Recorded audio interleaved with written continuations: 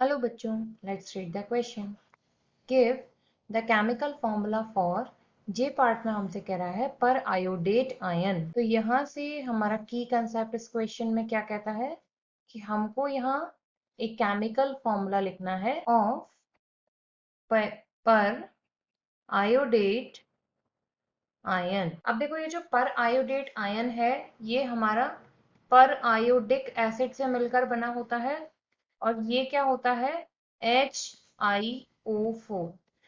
ये जो HiO4 है, अगर इसे स्ट्रांगली हीट किया जाए या किसी रिएक्शन में से ट्रीट कराया जाए तो ये क्या करता है, IO4 नेगेटिव और H प्लस आयन दे देता है। इस IO4 नेगेटिव को ही हम लोग क्या कहते हैं, पर आयोडेट आयन।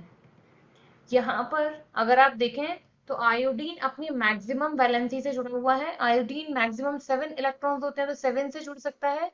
तो इसके पास अगर हम नोटिस करें तो कितने यहाँ पर बॉन्डिंग हो रही है, ये यहाँ पर अगर हम चेक करेंगे तो टोटल 7 इलेक्ट्रॉन्स इसके बॉन्डिंग में इंक्लूड हो जाते हैं और एक टेट्राहेड्रल स्ट्रक्चर यहाँ पर फॉर्म करते हैं। अब अगर मैं पर आयोडेट के बारे में बात करूं, पर आयोडेट आयन के बारे में, तो ये अपने आप में 2 टाइप के स्ट्रक्चर्स बनाएगा।